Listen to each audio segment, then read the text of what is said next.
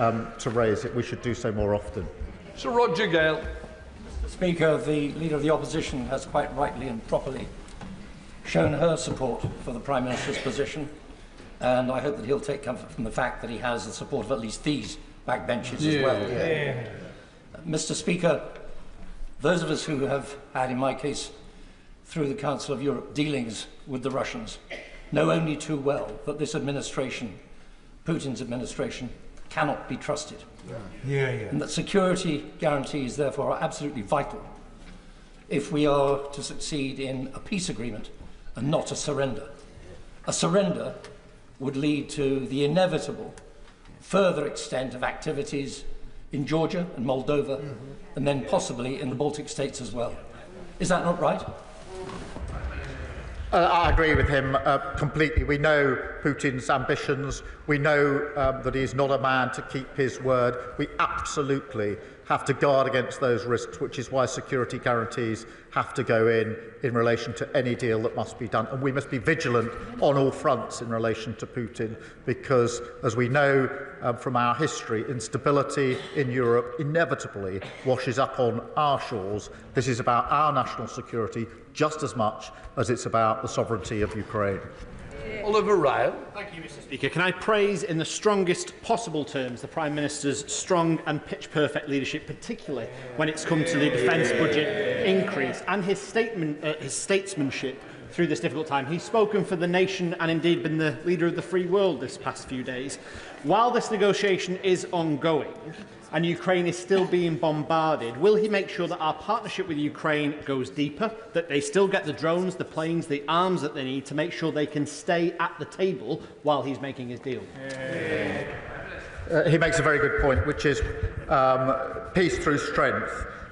It is vitally important that Ukraine's put in the strongest possible position to fight on if necessary. There may not be a deal, or to be in the strongest position to negotiate if there are negotiations. On both fronts, we mustn't let up. On the contrary, we should double down and provide more support.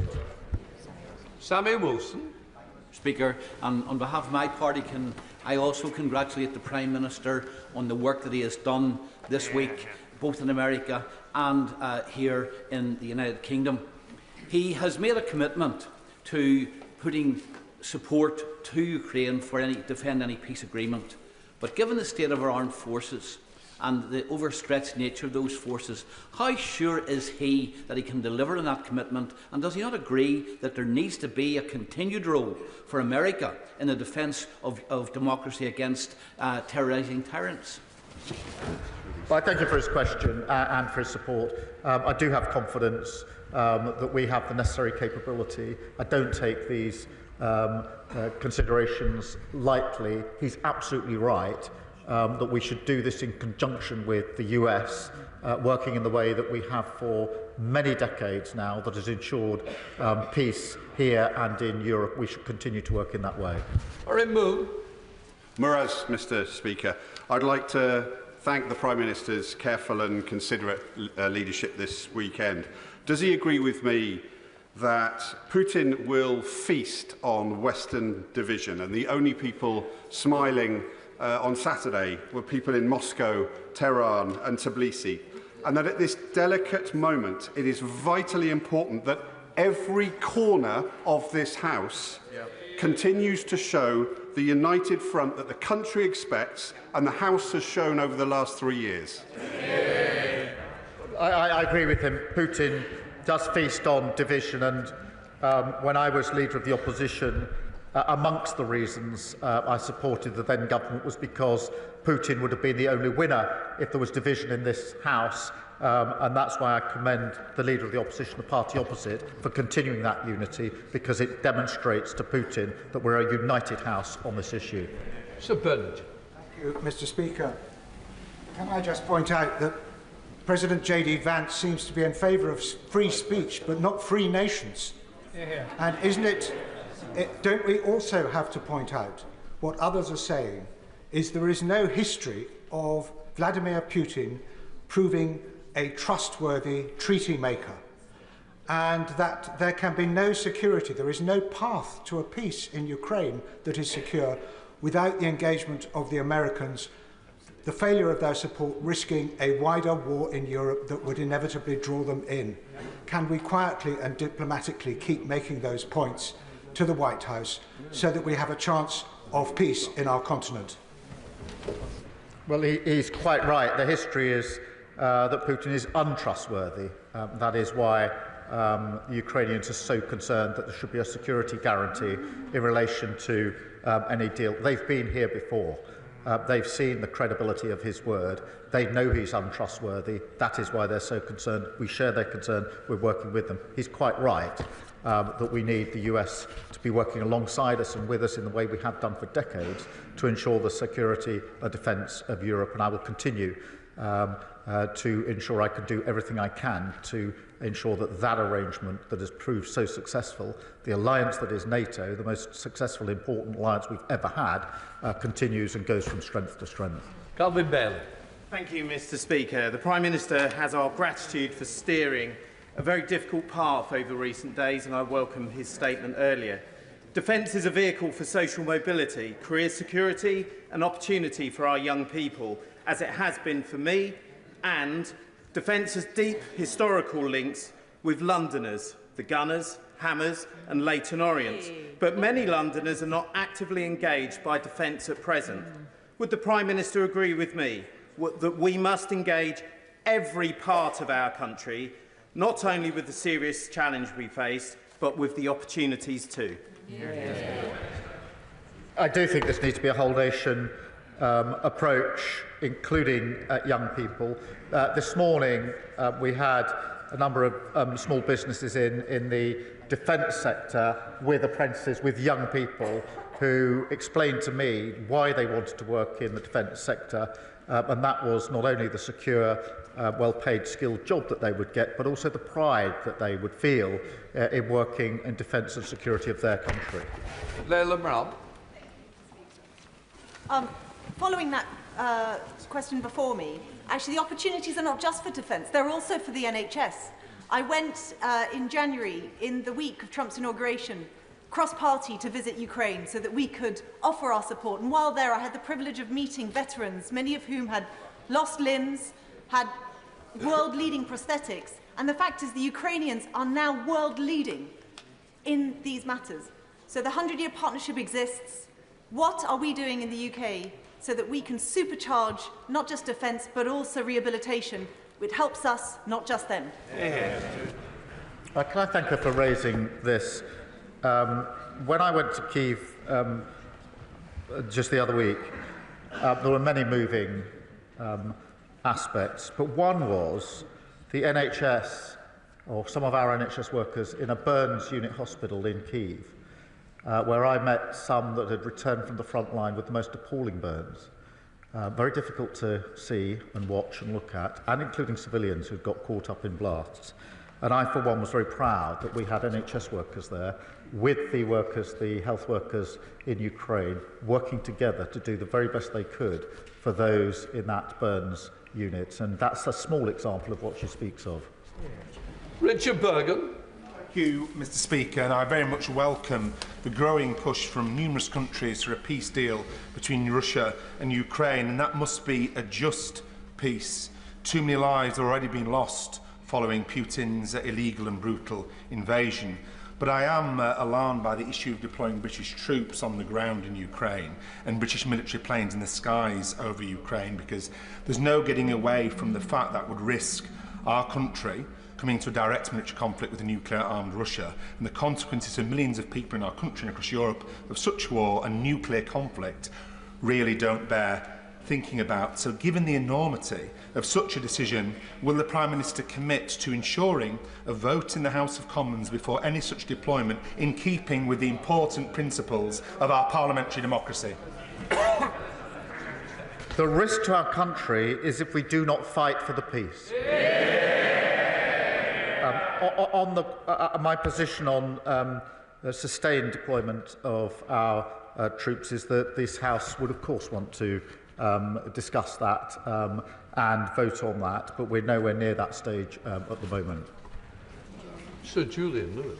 Thank you, Mr. Speaker. The Prime Minister's very capable defence ministerial team will have told him that even were he to be able to accelerate investment and expenditure on defence more rapidly than has already been outlined, there would be a considerable time lag, given the complexity of modern equipment, before industrial output could be ramped up. So when he talks about, as he did, intensifying planning, will he include the creation of a defence industrial expansion unit in the machinery that is setting up now, so that as resources become available, the output of military equipment can be at the fastest possible rate? Yeah. I thank him for his question. We already have a unit working on rapid deployment and procurement in relation to Ukraine, and of course that and other aspects need to be ramped up. Rosie White. Speaker, the Prime Minister has shown an unwavering commitment to Ukraine this weekend, and I stand with him in that. Will the Prime Minister reiterate this government's support for Ukraine's sovereignty and our commitment to work with our allies both in the US and Europe so that we are in the best position possible to work towards a lasting peace?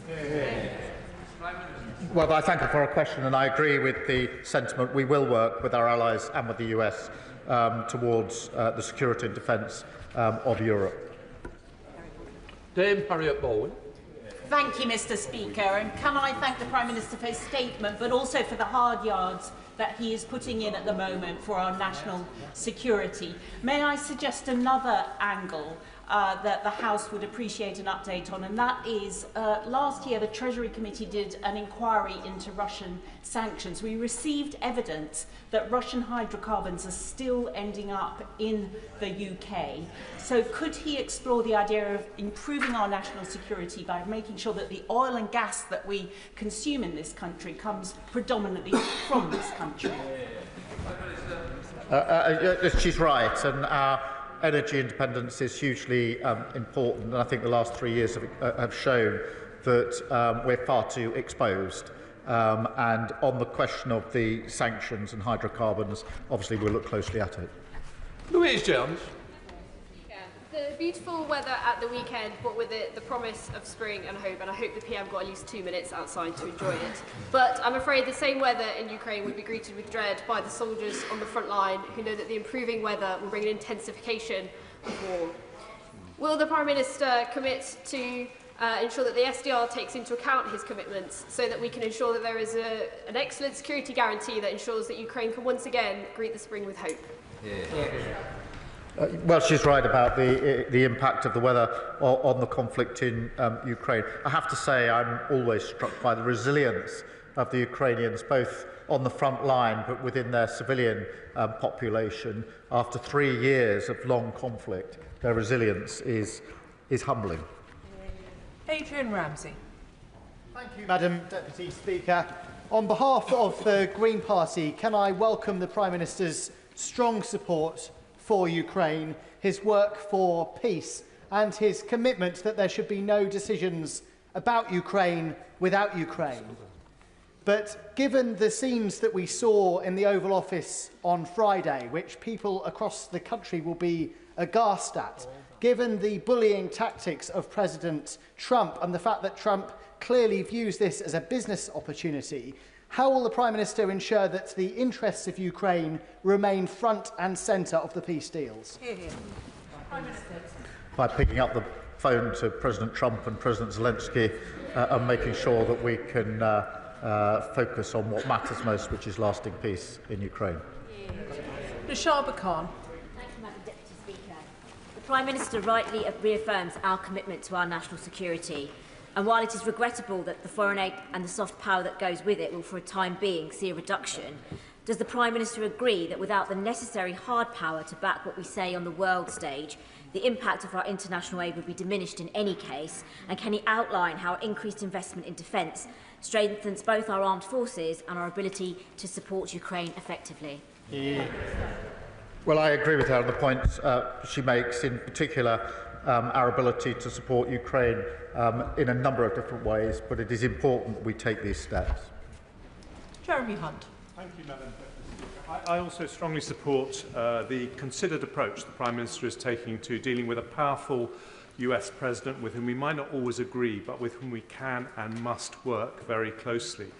Does he agree that one of the best ways we could persuade the US that any security backstop is temporary is not just for us to ramp up defence spending, but for European NATO countries to agree to a new 3% target within a specified time period, a new target that would show him that it wouldn't be forever? And has he had any discussions with Secretary-General Rutte along those lines? Prime Minister. Well, can I thank him for his support? I really do appreciate it. On the question of European defence spend, yes, we do need to ramp up, and that is the discussion that's going on at the moment.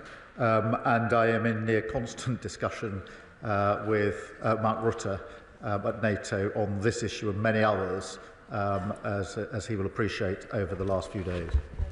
Jonathan Brash. Thank you, Madam Deputy Speaker. Can I thank the Prime Minister for his leadership over the last week? Our Europe is more united thanks to his actions. Our ties with the United States deepened as a result of his actions, and critically, Ukraine is better supported as a result of his actions. Our nation walks taller this week thanks to what the Prime Minister has done in the last week.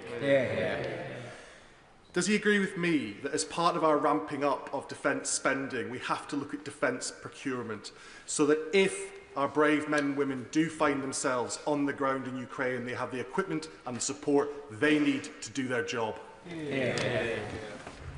We do have to ramp up and improve our procurement because we have to ensure that as we increase defence spending, we get absolute value for money and we get the best capability for the money that we are spending, and that means being much, much clearer and tighter on our procurement. Alistair Carmichael. Thank you, Madam Deputy Speaker. 3 years ago, the sale of Chelsea Football Club realised £2.5 billion, which was to be used for the benefit of Ukraine. But today, that money remains frozen. And as Lyra Nightingale of Redress was saying this morning, there is a total lack of transparency about who has it and when it is going to be released. So can the Prime Minister tell the House when that money will be released for the purpose that it was intended, the people of Ukraine? Well, the whole issue of assets and frozen assets is something that is on the one hand complicated, but I agree with the sentiment across the House that it's time to look at what options might be available. I don't think we should do that on our own. I think that needs to be done in conjunction with other countries, but it is fiendishly complicated, which is why it hasn't been done so far. Gordon McKee. Thank you. Not for a long time has a British Prime Minister been so important on the world stage, and the Prime Minister rightly deserves the support of the whole House for that. Now, to protect our security, we've got to make use of our incredible technology, but often government procurement doesn't work for rapidly growing start-ups. So can the Prime Minister tell me, will the Defence Industrial Review look at how we improve procurement so that we can make our technological advantage count? Yes, we will. And today we announced a new unit and targets for small and medium enterprises, and I was very pleased to be able to welcome some of them to Downing Street earlier on today. Andrew Murison. Madam Deputy Speaker, I have the honour and privilege of representing a very large number of servicemen and servicewomen and their families, and they will be looking at this very anxiously indeed. Whilst they always stand ready to do their duty, would the Prime Minister agree with me that it would be utter folly if the United Kingdom or France or Norway or Canada sent their sons and daughters into harm's way without all necessary security guarantees from the United States? I do agree with him, and that's why I'm working so hard on security guarantees that are worthy of the name. That is forward-leaning European element, but with a US backstop, US backing, which is vital if it's to act as a guarantee. And of course, that's uppermost in my mind. Gregor Poynton. Madam Deputy Speaker, I'd like to thank the Prime Minister for his statement and the leadership he's showing at this moment of uncertainty. I think the quality of the contributions from right across the House today is on this Parliament and this country rising to meet the moment. That's why it was so disappointing, but perhaps not surprising. The Westminster leader of the SNP chose this weekend to make such juvenile and childish statements.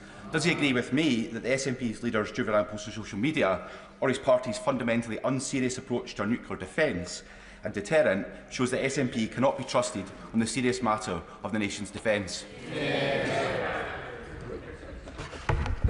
Look, I mean, different people will respond in different ways. Some will take to the keyboard as warriors. I picked up the phone to world leaders to try and resolve the situation. Liz Saville-Roberts. WION The World, and working together with our European partners is essential for security, stability and peace. Plaid Cymru commends diplomatic initiatives over the weekend.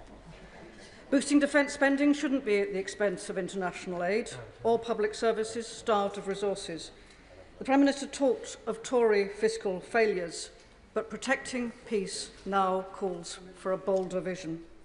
Under what circumstances would he commit to look again at the fiscal rules to ensure that the UK can responsibly invest in defence, humanitarian commitments and public services? I thank her for her question. I do understand her concern. As I explained to the House last week, this was not a decision I wanted to take, but the defence and security of Europe required us to take the decision on defence. On the fiscal rules, I do think economic stability is vitally important. If we lose that, we will lose far more out of all our budgets. But I would and will work across the House on whatever ways we can to increase development aid, notwithstanding the budgetary constraints, and that's why I spoke to the President of the World Bank on Friday to have that very discussion. I think there's discussions to be had with other countries, with other institutions, and actually innovation and discussion across the House, I think, would be a valuable part of that exercise, because the principle behind her question is the right one, which is that we must support international development and aid. Tulip Siddiq. Madam Deputy Speaker, my constituency of Hampstead and Highgate has welcomed hundreds of Ukrainian refugees into their community, and I'd like to pass on their thanks to the Prime Minister for the strong leadership that he's shown over the last few weeks.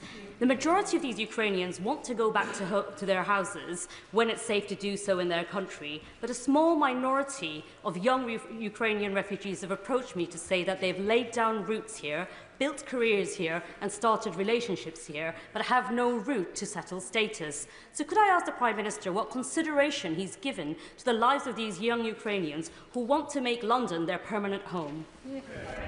Well, firstly, can I, as my neighbour MP, I remember together we saw some of the first Ukrainian refugees to arrive into, I think, her constituency at the very early days. And obviously we need to take this step by step, dealing with the conflict that it is. Many will want to return, some may not, but we're not, unfortunately, at the happy place where those that want to return can return, and that's got to be the first priority.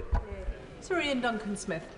Deputy Speaker, can I obviously, like my right honourable friend and many others, congratulate the Prime Minister on his decision-making over the last few days and keeping his calm when others were losing theirs. Most importantly, I think he followed the simple principle that when the UK and the USA are together, the world is a safer place, and those who cry for it to be split are mad. It's as simple as that. Can I also say to him, when he's talking to the American President, could he possibly just raise as a nudge why Ukraine is important on a wider scale? We know now that as part of the deal with North Korea, the Russians have been handing subsea ballistic missile technology, very advanced, to the North Koreans. That will bring the whole of the United States within the target area for missiles. Reminding him that might say this is important. And finally, I simply say to him on this one point. The coalition of the willing, no matter how big it is or how powerful, cannot succeed if Russia's demand for the complete demilitarization of the Ukrainian forces exists. They must be allowed to stand with their arms in case this breaks down again. Well, on both, I mean, on the North Korean element, this is a significant development, and it expands the threat and the risk, and we all need to see it in those terms. On the question of Ukraine's sovereignty and security of Ukraine has to be at the heart of that, and part of sovereignty is deciding for yourself what your defence capability is, and we mustn't lose sight of that, because security guarantee is not just what the Europeans or the US do, it also Ukraine's ability to defend herself as a sovereign country. She should be able to do so. Bill Esterson. Thank you, Madam Deputy Speaker. The Prime Minister was right to say in his statement that economic security is national security. The same is true of energy security, as we see in the way the Clean Power Plan is set up. So can I encourage my right honourable friend to use the success we have in this country in developing alternative energy technology to support Ukraine in giving it energy and national security while we do the same here? Energy security in Ukraine is hugely important. It's being attacked every day, and that is why it's so vitally important that we help Ukraine defend its own energy arrangements, but also work to a lasting peace which allows them to prosper and thrive in the way that we all want in Ukraine. Vicky Slade. Deputy Speaker, I welcome the government's commitment to increasing defence spending, but I am troubled by it being done entirely on the back of the overseas development aid budget, and I hope he'll keep an open mind into alternatives. And it was reassuring to see the uplift in the air missiles explicitly being linked to British jobs in Northern Ireland. So what assurance can he give that defence spending on new equipment, be it weapons, kit and tech like drones and IT, will be focused on UK manufacturing and innovation, so boosting British growth? Well, I thank her for a question, and I'm really pleased that the announcement we made over the weekend was for jobs in Belfast. Hugely important, and that's the model we should follow, that as we ramp up defence spending and capability, we should be looking predominantly at that supporting UK jobs, UK economy, and the secure, skilled jobs that go with it should be in our economy, because economic security is important in the UK, just as defence and security is important. Stella Creasy. Thank you, Madam Deputy Speaker. Can I join with those thanking the Prime Minister for setting out how clearly the safety of the world relies on this moment and the future of Ukraine. And Madam Deputy Speaker, I for one am saddened that the member for Clacton is no longer in his place, because he might learn a thing or two, given that his previous advice to Prime Ministers was that President Macron, when he was elected, would loathe us and would be anti-British. How out of depth and out of touch with the British national interest that advice is, given the coalition that the Prime Minister is building and the concern that all of us have to use resources effectively. Could he tell us a little bit more about what conversations he's had with our European allies about how we can reduce the duplication of effort involved in the plans going forward, please? Well, I thank her for a question. I do think it's important we work with our European allies, whether that's ramping up spending or capability, but the point she makes about coordination is also important. We have to learn the lessons of the last 3 years. Many European allies and others have provided capability to Ukraine, but it hasn't been coordinated enough. And our collective security and defence, to my mind, requires that we coordinate our efforts much more closely as well. Sir John Whittingdale. Thank you, Madam Deputy Speaker. Does the Prime Minister share my concern and sadness that any settlement appears to involve acceptance of the Russian occupation of parts of the sovereign territory of Ukraine? And will he recognise that the Baltic nations will now feel even more exposed? And while I welcome his telephone conversations with the leaders at the weekend, can he give an assurance that they will be at the table for any future discussions of European security?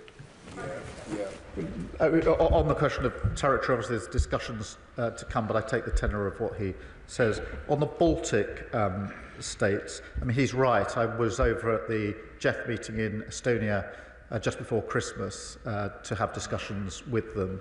I've been to the front line in Estonia twice now, where we've got British troops. They feel very immediately the threat for very obvious reasons. I spoke to them yesterday morning at some length, and I assured them that we need to look at the configuration again when we have meetings of European and other allies to make sure the Baltic states are properly represented, because for them the threat is very, very clear and very, very near. David Burton-Sampson. Thank you, Madam Deputy Speaker, and I thank the Prime Minister for his statement and his outstanding global leadership that he's showing on this issue. I too have returned from Ukraine last week after 5 days, and the one consistent message the Ukrainian people I met gave me, from residents to soldiers to businesses to politicians, was their immense gratitude for the leadership and support that the UK have shown since day one of this illegal war. Does the Prime Minister agree with me that now is the time that we remain resolute as a House for the sake of the Ukrainian people, and that our 100-year partnership between our two countries is now more important than ever? The 100-year partnership signals the depth of our relationship. I too have heard those thanks for leadership, and I think it's right that I pay tribute to the party opposite for the leadership that they showed from the very beginning of this conflict, which I was able to follow as Leader of the Opposition. George Freeman. Thank you, Madam Deputy Speaker. Could I add my voice to those congratulating the Prime Minister on the way he's conducted the last week and the policy, which I think enjoys, if not unanimous, largely unanimous support in this House. I gently point out to the member for Clacton, our enemies watch this chamber, and speaking with one voice is very important, and I congratulate also the Leader of the Opposition. Does he agree with me that, as well as willing the means, the ends, we need to will the means? And could I ask gently at what point he thinks, the Prime Minister thinks he'll be bringing forward a business plan, a proposal for how we fund what is likely to be 50, 60, possibly more, 70 billion over the next 5 to 10 years, so that our threat, our military threat, is credible, serious, and something we can actually afford? As soon as we've got any details around plans, I will bring them to the House with the details so they can be fully discussed, because this needs to be not just a short-term response, but a much longer-term assessment of how we ensure that Europe is kept safe and secure. Jacob Collier. Deputy Speaker, can I thank the Prime Minister for his continued leadership on the world stage? And these past few days, I've felt particularly proud to be British, so can I thank him for that? The government is rightly already using frozen Russian assets to fund Ukraine's defence and reconstruction, but can I ask the Prime Minister what further actions are being considered to ensure that Russia pays the full financial cost of its illegal invasion? Well, Russia's already paying the cost through the interest. We need to look at whether we can go further on that, but it is complicated and we have to act with others, and I'll see what progress we can make and let the House know if there is progress. Lee Dillon. Thank you, Madam Deputy Speaker. I too had the honour of being in Ukraine for the 3rd anniversary, and as other honourable members have said, whether it was communities, military personnel or Ukrainian politicians, the gratitude expressed to our nation to stand strong with the Ukrainians was clear to see. Before going to Ukraine, I held a round table in my constituency of Newbury, and Ukrainians who are here, Prime Minister, are clear on the thankfulness for being given safety, but also the need for the visa schemes to be amended so that children can finish their education and that they can meaningfully secure employment without having time-limited visas. So will the government review that to make sure that we stand with Ukrainians here in the UK as well as those in their home country? Well, we'll take the points you make into consideration. Obviously, the immediate situation confronting us is the question of how we settle the peace, but he's right to raise these other concerns. James Frith. Thank you, Madam Deputy Speaker. Can I add my voice to those around the country that have said how proud they are of our British Prime Minister and indeed how proud they are to be British. He has led from the front, and I hope very much in the years and months and the weeks to come, I should say, that he will hold that in mind and strengthen his resolve as we move forward. He has already made reference to one of the priorities that Stefan Harhe, the chair of Berry's Ukrainian Association, raised with me on the release of the 20,000 children who have been kidnapped, forcibly removed and forcibly placed into Russia, will he commit to getting their release and updating the House on a frequent basis as to our achievements to this end? Thank you.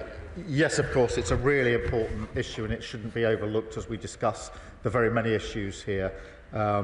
This is a moral outrage, and I think I speak for the whole House in saying that. Graham Stewart. Deputy Speaker, may I too congratulate the Prime Minister on his composure and leadership.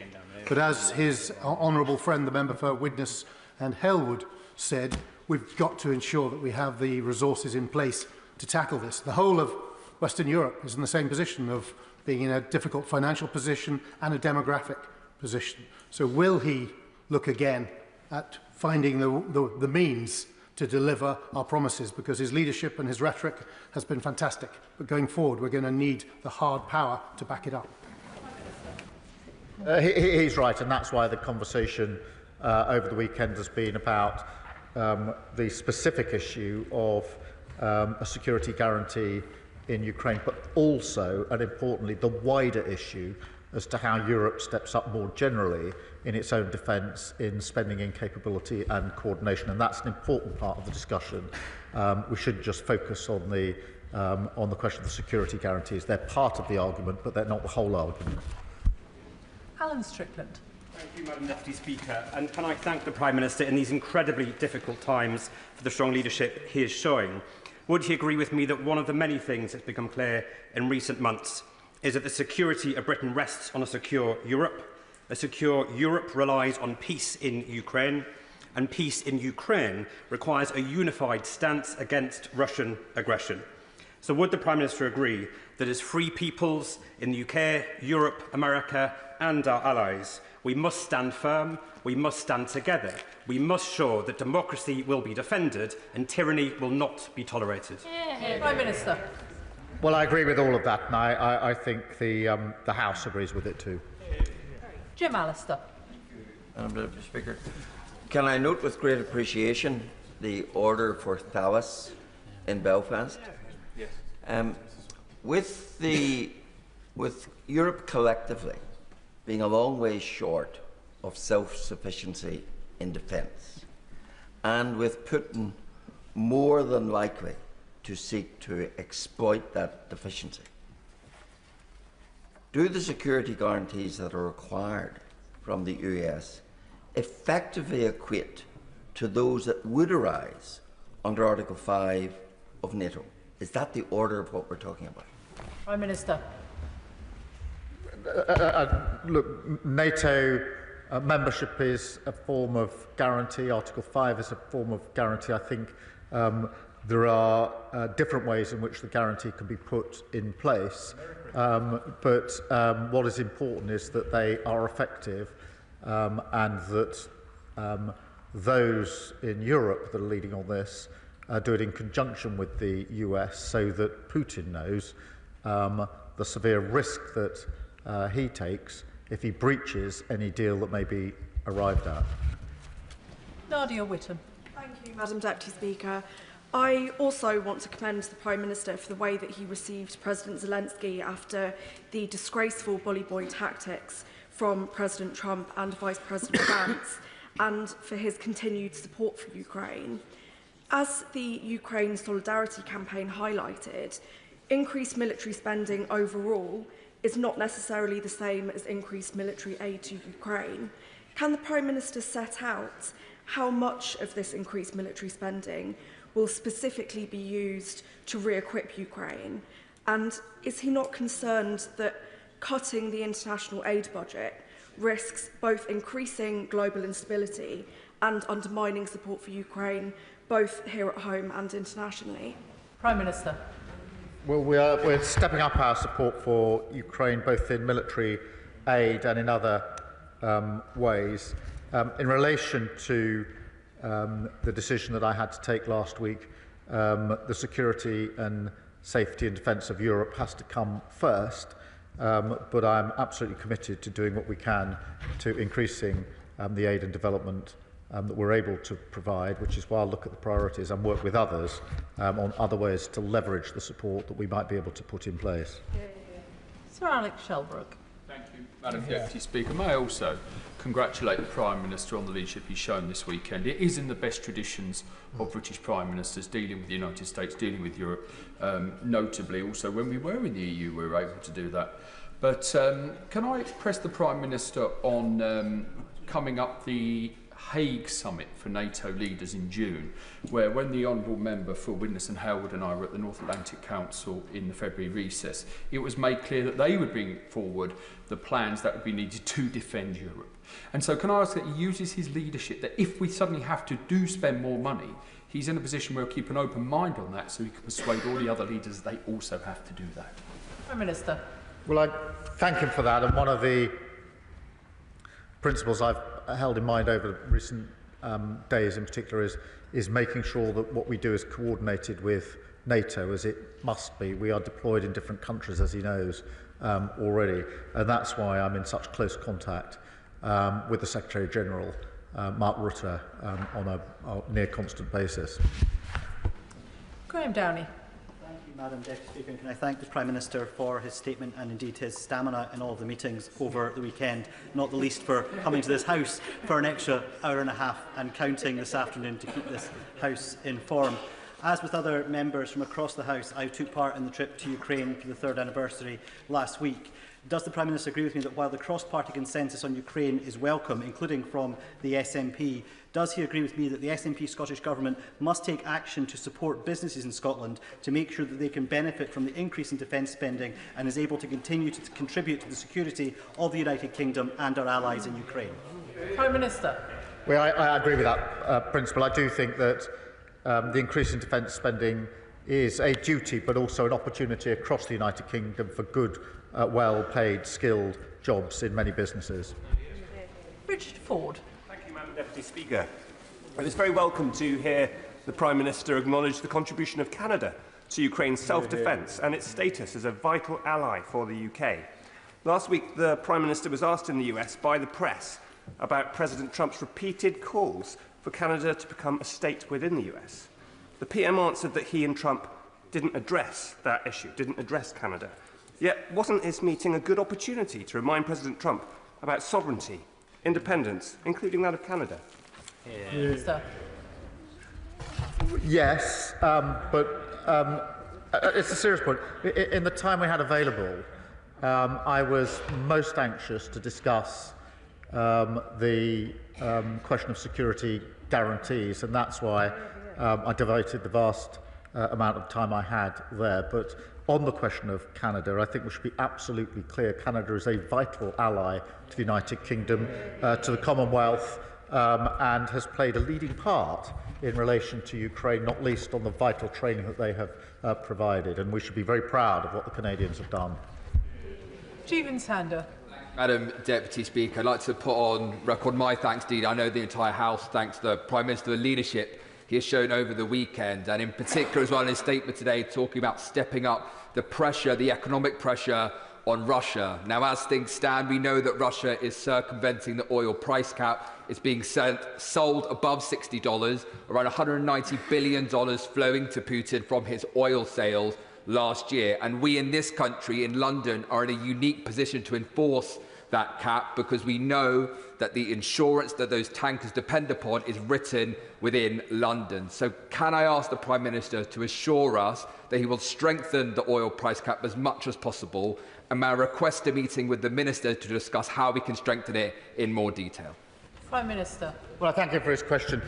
He's right. We do need to take further measures, and that's why we've taken specific sanctions against the shadow fleet and oil producers to tackle this very issue. David Reid.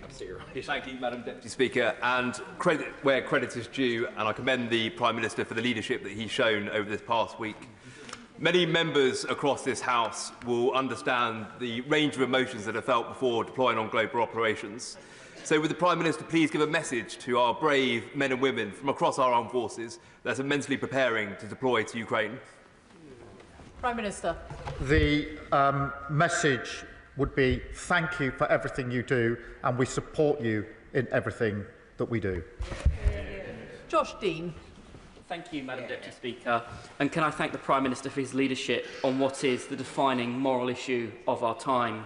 There is no end of support for the Ukrainian people in Hertford and Stortford, but it has been an incredibly difficult time for those Ukrainian families who have found safety in our community. Will the Prime Minister take this opportunity to directly reassure the Ukrainian community in my constituency of his commitment to work with international allies to end Russia's illegal invasion and bring a just and lasting peace to Ukraine? Minister. Yes, I will, and I know that the Ukrainian communities here in the United Kingdom are extremely anxious, particularly so in the last few days, and speaking myself to some of them, particularly those that have come from areas that are occupied by Russia. They're extremely concerned about the ongoing situation. Lisa Smart. Thank you very much, Madam Deputy Speaker. I very much agree with the Prime Minister's remarks about the steadfast support for Ukraine across the United Kingdom. And if my inbox over the weekend is anything to go by, my Hazel Grove constituents agree with me too. I also agreed with the comments from the Foreign Secretary last week about the need to move from freezing to seizing Russian assets, the principle, not just the interest. The Prime Minister remarked that this was a complicated issue and anybody sensible would absolutely agree with him. What efforts is he taking with ministerial colleagues and others to simplify this issue so that we can strengthen the hand of our brave Ukrainian allies? Prime Minister. Well, we are doing what we can. I think it's not just something within the UK. Frankly, it's something that came up yesterday in the discussions. If there is any possibility of going further, and I don't know whether there is, then it's going to have to be done with other countries at the same time. I don't want to get ahead of myself because it may simply be too complicated and too risky, but certainly there's an appetite now to look more closely at the possibilities of looking at these assets. John Slinger. Thank you, Madam Deputy Speaker. At the weekend, a Ukrainian constituent said to me, "As the bombs fell on my city last night, one thing remains unchanged. No one here wants a peace built on surrender or at the cost of dignity. So to those who stand with us, not just in words but in truth, thank you." Does the Prime Minister agree that strong diplomacy, such as his, that encourages friends to defend our values, Ukraine and the international rules-based system, is in the permanent interest of the UK, Europe, the United States and the wider world, and that it honours our Ukrainian friends who have sacrificed so much? Well, I thank him for his question. I agree with everything that he says, and those are the principles and the values that we most hope to have uppermost in our mind as we take our decisions. Mark Pritchard. Speaker, can I commend the Prime Minister for his ongoing support for Ukraine, and indeed the Defence Secretary and the Foreign Secretary, and indeed the leadership the Prime Minister has shown over the last few days. He also mentions about not having the false choice of choosing between our allies, the United States and Europe, and I completely agree with him on that. So does he agree with me that there is an opportunity, a historic opportunity, for his government, hopefully supported by this side of the House, and this country to be a diplomatic, political and defence bridge between the United States and Europe? Prime Minister. Yes, I do think there's that opportunity, and that is why we will not make that choice between one side or the other of the Atlantic, because that is against our history and country and my party and actually cross-party. And the best way to secure defence and security of Europe is to ensure that we are working both with our European allies and the US in our special relationship. Noah Law. Madam Deputy Speaker, and I declare an interest as a member of the International Development Committee, which of course brings me with a heavy heart to hear the news of the cuts to overseas development assistance to fund a rise in defence spending. And whilst it brings me with that heavy heart, I wholeheartedly agree with the Prime Minister's decision and ask, does he agree with me that international development and security are two sides of the same coin, and that we cannot have economic development in Europe and the wider world without a safe and secure Ukraine? Prime Minister. Well, I do agree, and that's why I remain committed to international development, why I want to get back to a position where we can increase international development, but also why I want to work across the House to see what else we can do in the immediate and near term to pull other levers in relation to development. Chris Law. Thank you, Madam Deputy Speaker. May I thank the Prime Minister for being consistent in his message to his allies that any future negotiated peace must include Europe and Ukraine, that must be sustainable and it must protect the territory and sovereignty of Ukraine. However, in order to achieve that lasting peace, it's going to require engagement with civic society engaged in peace building, atrocity prevention and long-term conflict prevention initiatives, all of which are currently funded by a foreign aid budget. So how does the Prime Minister hope to achieve those objectives when you've just followed the Trump playbook and announced a plan to cut overseas aid spending by 40%? Prime Minister. I don't accept that characterisation. I do think it's important. It's very important that we provide the funds we need for our defence spend. And what we've got from the SNP is what we had at the budget, which is, yes, they want the biggest provision of money and finance to the Scottish Government that has ever happened under devolution, but no, they don't want to say how they'll pay for it.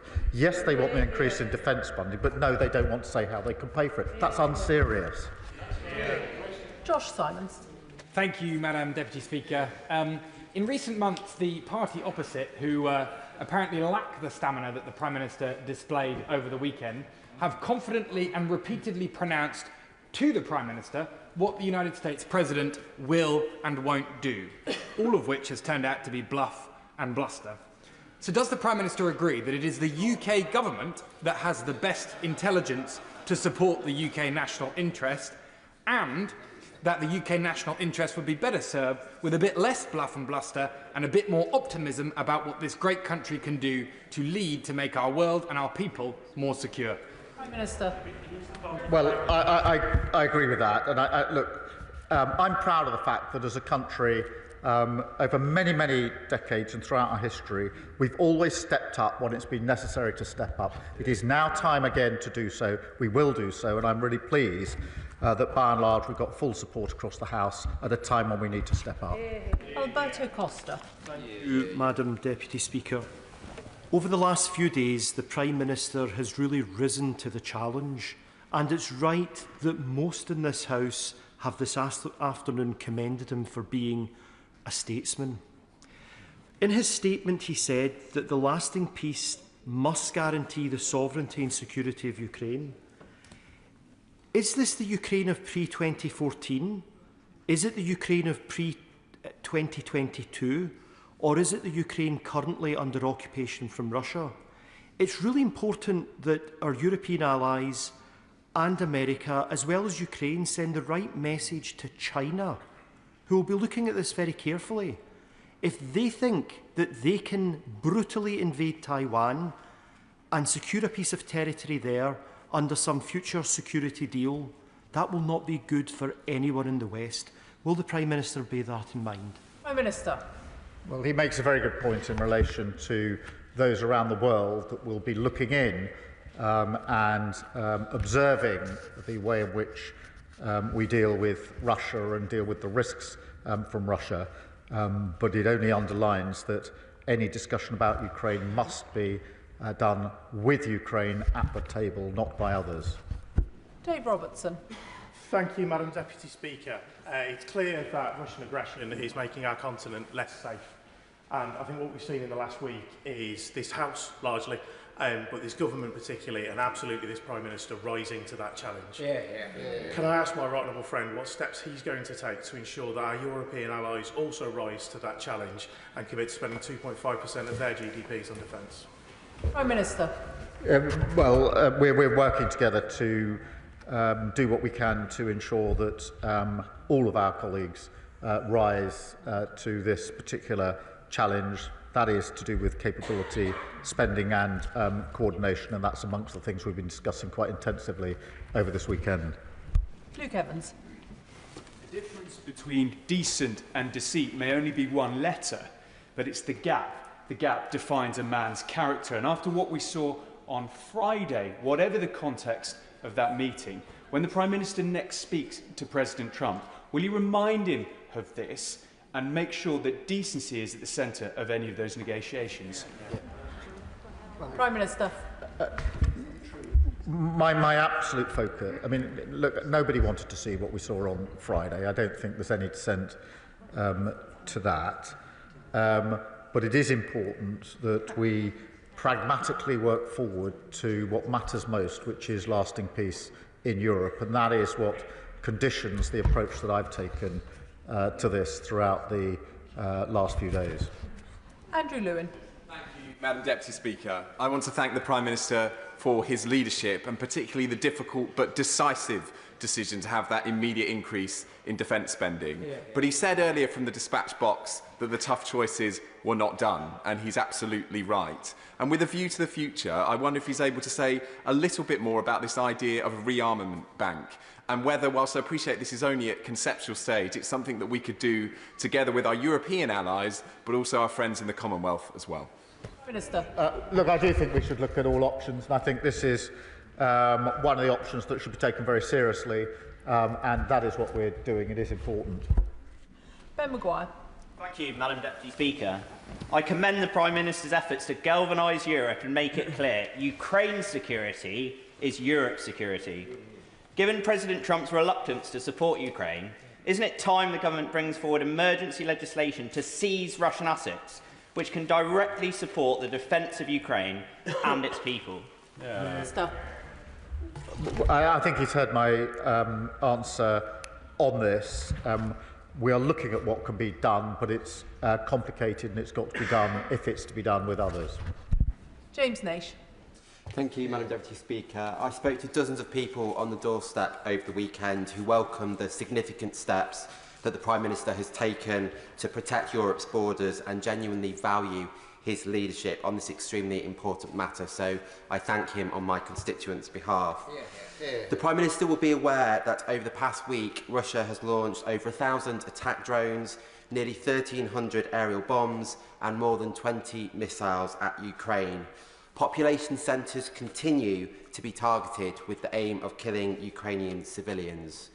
Would he agree that strengthening Ukrainian air defences is pivotal, and welcome Lithuania's announcement last week that it will soon hand over RBS-70 short-range air defence systems to Ukraine? Prime Minister. Well, he makes a good point, and we should not lose sight of the fact that whilst we're discussing security guarantees and the like, Russia has been unrelenting in its attack on civilians, ramping it up whilst we talk of how to resolve this issue. And of course, we should do everything we can to assist them with their air defences. Dr. Kieran Mullen. Deputy Speaker, the Prime Minister will know that one of the challenges is American voices that suggest their focus should be on China and not Europe. I think a victory for Russia would also be a victory for China. But at a time when we're asking America to focus on our strategic interests, we should be willing to demonstrate our commitment to theirs. So in that regard, could he reconfirm his commitment to AUKUS and update the House on progress in that regard? Prime Minister.